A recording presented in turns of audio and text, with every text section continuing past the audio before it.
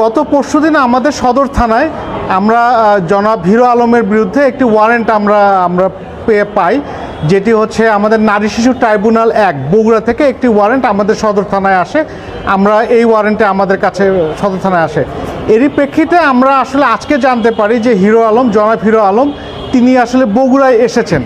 আমরা এই তথ্য পাওয়ার পরপরই আমরা বিভিন্নভাবে তাকে খুঁজতে থাকি এবং এক পর্যায়ে আমরা জানতে পারি তিনি আসলে ঢাকায় চলে যাচ্ছেন। আমরা এই তথ্য পাওয়ার সঙ্গে সঙ্গে আমরা আসলে তাকে খুঁজতে থাকি।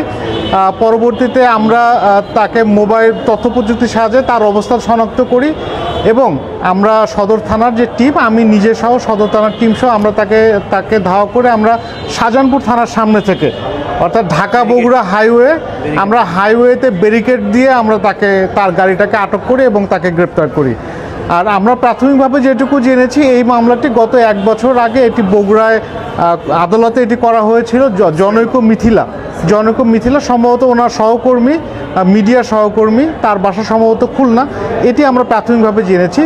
এই মামলাটি পিবিআই তদন্ত করে। পিবিআই তদন্তের প্রেক্ষিতে গত ইয়াতে আমাদের এখানে থানায় একটি ওয়ারেন্ট আসে। ধন্যবাদ।